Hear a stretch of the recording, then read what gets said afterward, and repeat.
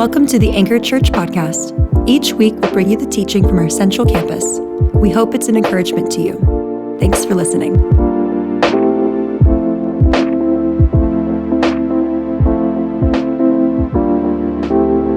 As we mentioned, we're in this last week of the Pathway series, and we're going to be looking at the topic of love today. And to do that, we're going to be in John chapter 13. We'll be reading the first 10 verses of John chapter 13, and then going to verses 34 and 35, jumping ahead a little bit. So it'll be on the screen, but also if you have a Bible, go ahead and open it up so you can follow around or along.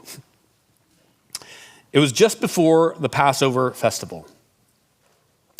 Jesus knew that the hour had come for him to leave this world and go to the Father.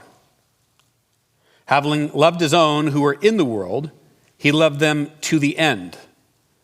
The evening meal was in progress, and the devil had already prompted Judas, the son of Simon Iscariot, to betray Jesus. And Jesus knew that the Father had put all things under his power, and that he had come from God and was returning to God. So he got up from the meal, took off his outer clothing, and wrapped a towel around his waist.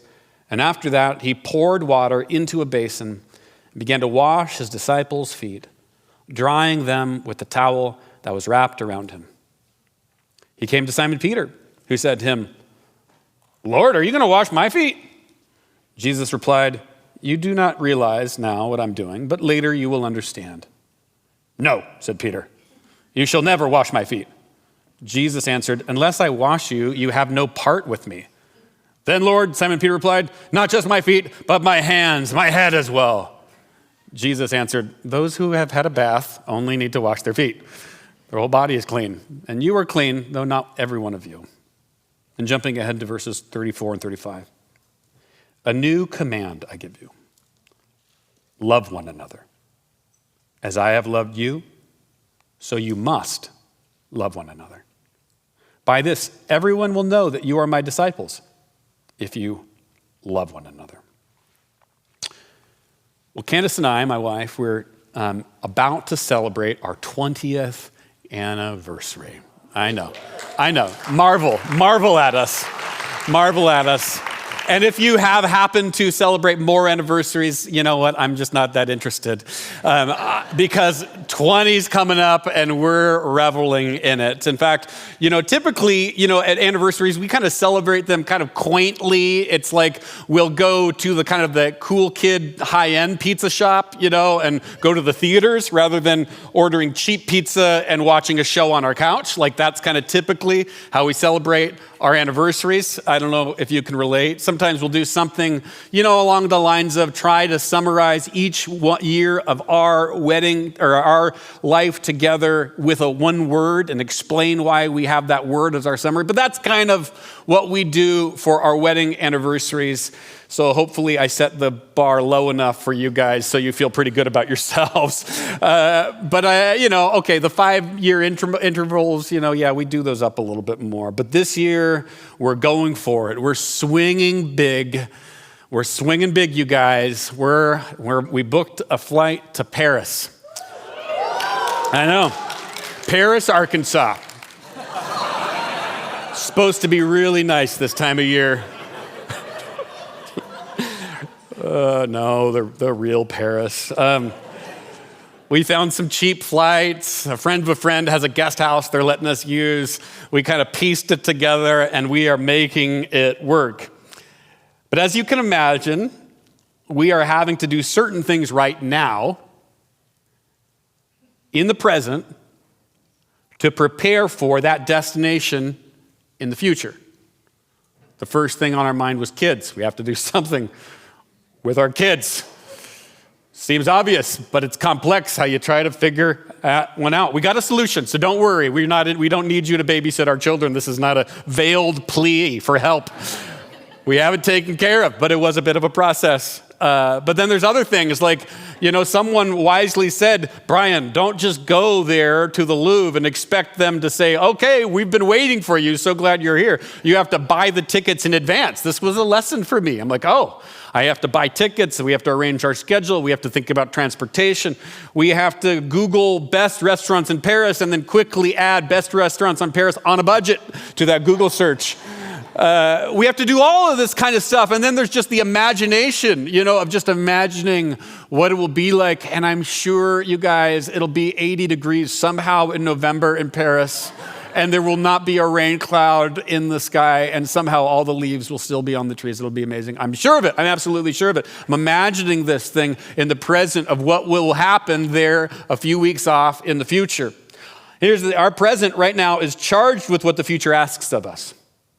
And if we want to go where we want to go, it involves where we are right now and what we do with our time, what we do with our mind, what we do with our energy in the moment that we are right now. The future and the present are connected to each other, not just for a trip on your anniversary at some point in your life, but the destination that you want to go on depends on what you do with your time right now. That's what this whole Pathway teaching series has been about, is naming and all the stages that show up on our life of discipleship, beginning with the fun and passionate beginnings of a life of discipleship to Jesus, interested and engaging, and all of the fire and excitement that begins at those early stages, and then the eventual angst and humility, the tense and challenging moments in the middle, moving towards this stage of love. Now, some of you I know already have been marked by this stage of love. And I just would say for all of us, no matter where we're at, there is more. There's farther. There's deeper. There's still room to be growing into this identity of love towards others, love towards our neighbors, love towards our family, love towards our coworkers. There's still always more. And how we get to that more depends on our now. So what we're going to be doing is we're going to be asking the question, we're going to be wrestling with how do we plot our way forward so that we can be marked more and more by the love of God. You could say that every human being asks a similar question. Becoming, where are we going? How do we get there? And I would say, as we are created by God, the ultimate question that everyone is asking underneath it is, how do we become more and more like the one who made us? So we're going to be looking at 3 different characters in the passage we read that will help us all in a different way find our way forward so that we as individuals and as a community here at Anchor can be marked by love and to know what we need to do now so that we can go there throughout the rest of our life. The first person that we're looking at in the scripture we read today is, you guessed it, the Sunday school answer, Jesus. Begins where the passage begins. It was just before the Passover festival. Jesus knew the hour had come for him to leave this world and go with the Father. Having loved his own who were in the world, he loved them to the end. The evening meal was in progress, and the devil had already prompted Judas, the son of Simon the Iscariot. It's a bummer to be mentioned as like Simon, son of Iscariot. Simon of Iscariot. He's like, dude, that was my son Judas. That wasn't me. Don't put me in the story. The devil had already prompted Judas, the son of Simon the Iscariot, to betray Jesus. This is like a tense situation for Jesus. Jesus is looking around and he's seeing at the table Judas, the one who's activating his betrayal and is really ultimately the source of his crucifixion. You think your Thanksgiving extended family dinners are tense? Try this one on for size. The one who's like the reason for your death is sitting at the table with you. You think, your blood pressure goes up a little bit when that weird uncle is asking that one question, think again on the levels here. I don't know about you, but like what happens when you find yourself in a tense moment? Tension in the muscles, like shoulder and neck, back muscles become tight. Sweating, anybody sweat when they're anxious? Remember this movie? Fatigue, long periods of exposure to stress, it makes us tired. Headaches and migraines, irritability or anger, restlessness, difficulty concentrating, negative thinking, forgetfulness, overeating or undereating, increased use of substances, procrastination, disrupted sleep patterns, nail biting, pacing or fidgeting, overworking. These are the things that show up in times of high stress, and it needs to be understood. We need to understand that right here at the Last Supper, it wasn't this quaint, serene picture. Thank you very much, Leonardo da Vinci. It was tense because Jesus knew. He knew. I'm trying to think, as I was preparing for this, I'm trying to think about some of the most tense seasons of my life. Maybe you can think of one for your life. I think some of them are like when our family moved to Tacoma to plant Anchor, and there was a whole lot of uncertainty. I remember a mentor said, hey, it's going to feel like you're walking on a tightrope, and if you fall, you die, but somebody's going to be there to catch you, I promise. And I'm like, thanks a lot, I guess. You're meeting with all these people that are asking all these questions that you don't quite know all the answers to, and you're trying to, and I remember feeling stressed and anxious a lot. Maybe you have a season like that where you have felt stressed or anxious. And one of these descriptors that I just read was maybe something that you felt, the shallow breathing, whatever it was maybe for you. And it's important to note for Jesus, he wasn't immune to all of those natural experiences of stress. It's not like he got son of God card, I'm going to pass on all the normal stuff. We would find in Gethsemane, he actually experiences all the same things we do, which is an interesting comfort, that God in the flesh was not immune to the challenges that you and I face. But still, even then, as the story continues to develop, we see in this moment, as we go on, it says Jesus knew that the Father had put all things under his power and that he had come from God and was returning to God. Jesus had this knowledge that allowed him to not only keep his composure, but as we go on, offer love. So in verse 4, it says, so he got up because he had this knowledge of God being with him, of he coming from the Father, going to the Father, because he had this knowledge. So he got up from his meal, took off his outer clothing and wrapped a towel around his waist. After that, he poured water into a basin, began washing his disciples' feet, drying them with the towel that was wrapped around him. In the midst of an angst-filled moment when anxiety could be winning the day, somehow Jesus offered love. I put yourself there in that situation. In my worst moments, I think I'd be running around with my hair on fire, pointing at people, just saying, you did this, and why isn't this done? And I don't know about, maybe you all would be kind of just happy and fantastic. Jesus loved. Jesus descended, literally, to as far as the earth would let him go. I don't know if you know this. To wash somebody's feet, you have to get on the floor. That's where the feet are. So Jesus descended low.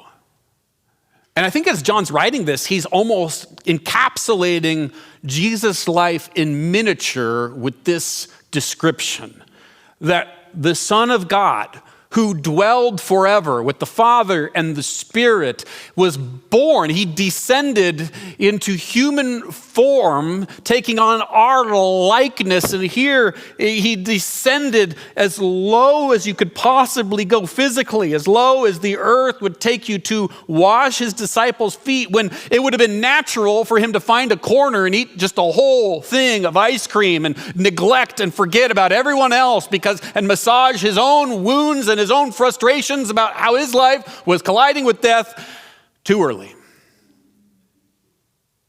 But he goes low. It's not just physical descent, but there's this social descent. Maybe you've heard this, that only slaves, or typically slaves, would be the ones that would wash another's feet. Here Jesus is taking on the nature, the likeness, the role of a slave, of a servant. As these feet they're not clean ones, right? You think my feet are a little off. Not mine. I'm not saying you think about mine. Mine are fine. But you think your own. First century, you're walking around, and it's not just dust on your feet, but there's human waste and animal waste. And here Jesus is getting close. Social, physical descent for the purpose of love. For the purpose of love. There is no other figure in history, no religious figure,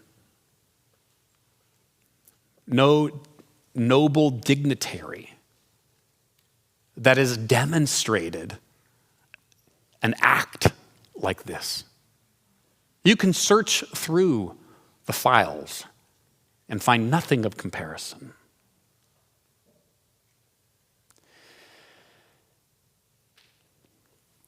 And there, in verses 34 and 35, he calls us to do the same darn thing to everybody else. He says, "A new command I give you." Note command. "Love one another as I have loved you, so you must love one another. By this, everyone will know that you're my disciples if you love one another." He keeps on saying, love one another, so we can't forget that that's what he commanded us to do. I don't know if you've ever been in a situation where you're hanging out with someone who's like an expert in a field. Maybe they have a hobby they've mastered, or a profession that they kind of are sitting at the highest possible point, at least in your estimation. It could be something just like they can just drain three-pointers all day long, and they're just ability. And all of a sudden you grab the ball and you're like, it goes right over the backboard, or it just somehow goes left when you thought you're aiming this direction, and it just shoots out that way. Like there was a demon in that ball. Something happened, And then you ask them this question, like, how do you do it? And they say, well, it's just simple. And you're just like, it is not simple.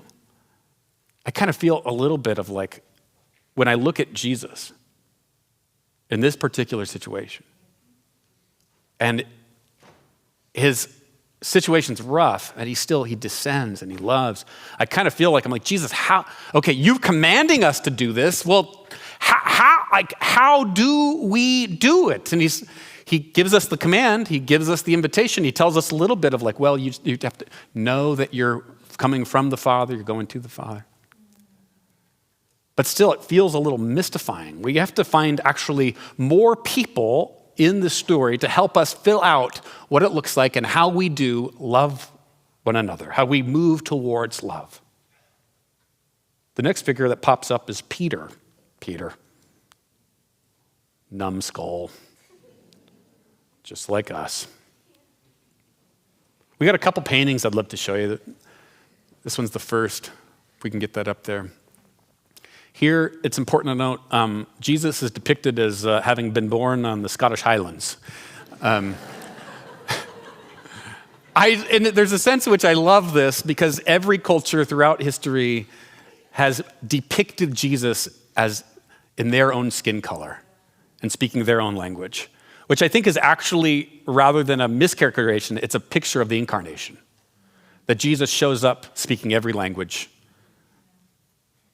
But here, Jesus, Scottish Jesus, with his nice brogue, is washing Peter's feet. But instead of focusing on Jesus, shift to Peter. His hands clasped. He looks like a child being punished. His brow furrowed. Jesus, though, is looking at the feet. He's not dissuaded by Peter's unease. Jesus is there to love. We have another picture. Here, Peter is trying to explain, you could imagine. His hand raised saying, my feet it's just because we went that shortcut. And if I recall, Jesus, you led us down that shortcut. So that's why my feet are so dirty. I'm sorry.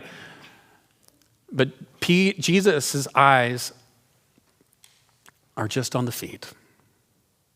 He's just cleaning. He's just expressing love. When Jesus said, hey, I'm going to wash your feet, and if you don't realize what I'm doing, but later you will, Peter said, no, you shall never wash my feet. And in so doing, he's showing what I would guess to be this fear of vulnerability. To be vulnerable means to be woundable. You're putting yourself in a place where somebody could take advantage of you. Somebody could mock you or tease you. Something that can be fearful and fear-inducing. But it's almost like Peter is like saying this, no, don't do it, because he's trying to protect Jesus. He's like, no. No, I don't want you to have to worry about that. Oftentimes we live our lives of discipleship to Jesus. We're afraid to let God just have us. So we keep him kind of at a nice distance, and we keep up our religiosity, because if we keep up our religiosity, it's almost like we can keep God at an appropriate distance. See what I did for you, God? Yeah. But then when Jesus says, hey, if you're gonna be one of my disciples, you have to let me wash your feet. And all of a sudden, Peter's like, well then, Lord, we'll take it all. Head, hands, toes, in between the fingers, get there, everywhere. So Peter moves from this fear of vulnerability to spiritual showmanship. I'm gonna be the best at being cleaned by Jesus. And Jesus is like, dude, I'm just doing the feet. We're just doing the feet.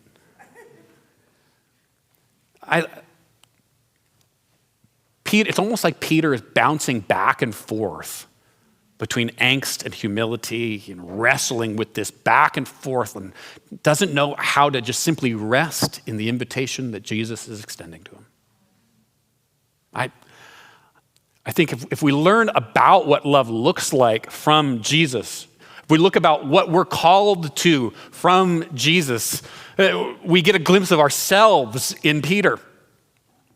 We oftentimes kind of are nervous about letting our guard down around God. And some of us maybe haven't even said yes to him yet. And we're wondering, is it safe? And we're actually have not said yes, not because we don't believe in God. We believe in God, but I just feel, I don't know. And some of us have walked with Jesus for a long time, but we're staying almost at a distance from him. And if that depicts you, there's an invitation deeper, but you are in good company. You're in company with Peter. And he gives us a picture of where we need to move from if we will be marked by love. The next person I want us to look at is John. John really doesn't show up that much in this passage, but it's his gospel.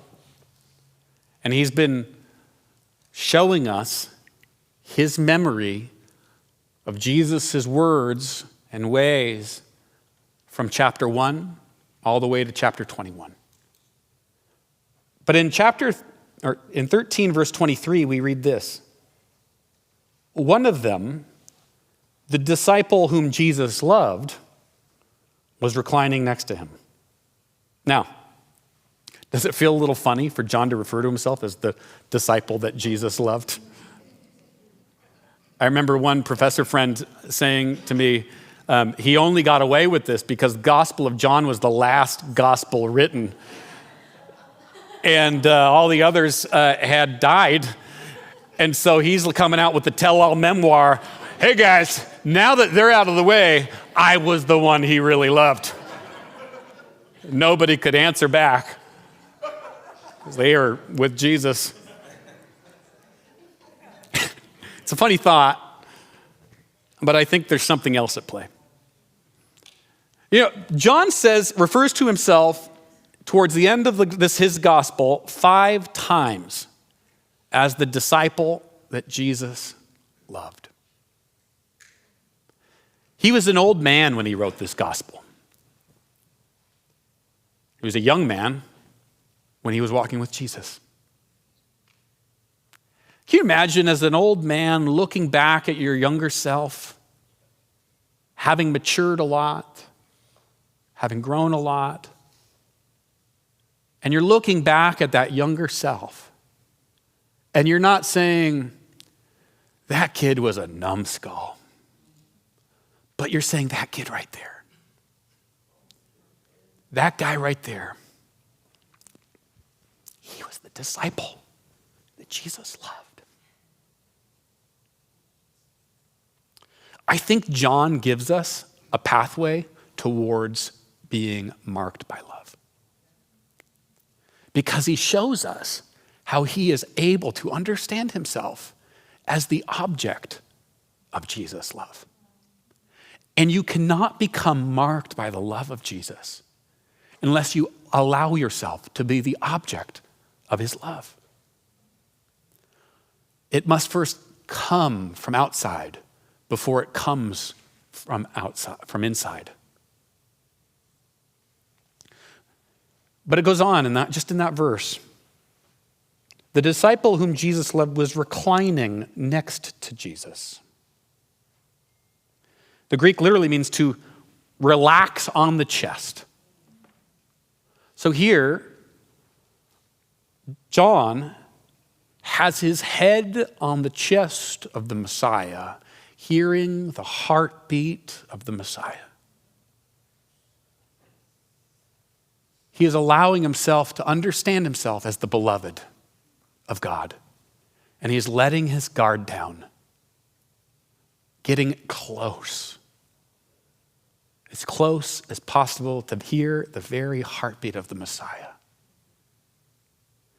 These 2 practices, allowing yourself to be simply loved by God and drawing close to him. It's the opposite of Peter, who on one hand was trying to show how great he is, and on the other hand was trying to protect himself. John does the opposite. He simply draws near to Jesus, and he understands himself as the object of his love. Later on, he would write a letter to a church, 1 John, and he couldn't stop talking about love. Throughout his letter, he just kept on talking about love. In fact, he would be known as the apostle of love. History, the church has called him the apostle of love because he just couldn't get love off his tongue. In his gospel, he mentions it in the last half 31 times. Love, love, love. In 1 John, he writes this: we are from God, and whoever knows God listens to us, but whoever is not from God does not listen to us. This is how we recognize the spirit of truth and the spirit of falsehood. Dear friends, let us love one another. Referencing John 13. For love comes from God. Everyone who loves has been born of God and knows God. And he goes on. And so we know and rely on the love God has for us. God is love. And whoever lives in love lives in God, and God in them. We love because he first loved us. And again, there is no fear in love. But perfect love casts out or drives out fear. The picture in the Greek is actually of love gripping a hold of fear and walking it outside and saying, you're not welcome back here again. Kaplunk. Like a bouncer. John wrote this letter when he was staring his own persecution in the face. A few years later, he'd been taken to the island of Patmos to serve nearly the rest of his life in exile because he held on to the confession of faith in Jesus Christ in amidst a Roman culture that said only Caesar gets the high name. And John said, Jesus gets my high name. How does John, stand eye to eye with the most powerful forces of the world and say, bring what you will. I'm not scared. Love does that. Love does that. How do you stand up to the greatest anguish and angst, heartache and pain, the situations where you don't know how everything you need to come together, you don't know how it's going to come together? How do you stand and look at that in the eye? How do you get the power to do that? Can I just tell you, your bank account doesn't have that power. Your intellectual capacities don't have that power. Your beautiful looks don't have that power. All we have will cower in the face of this world's forces and tyrants. It is the one that went low. It is the one that went low so that he might show us what love is, that gives us the power to, with John, look fear right in the face and say, you have no power over me. So I want to, as we step into communion and prayer and worship, I want to invite all of us to do two practices. The first is to imagine yourself. You might close your eyes. That helps. And I'll warn you, there will be some of you will have skeptical thoughts here. Push them away. I want to invite you to imagine yourself, like John, relaxing on the shoulder of Jesus, hearing his heartbeat. Let your guard down to him. For some of you, you may not yet be a follower of Jesus. I would challenge you, let your guard down to him. And there, in that spot,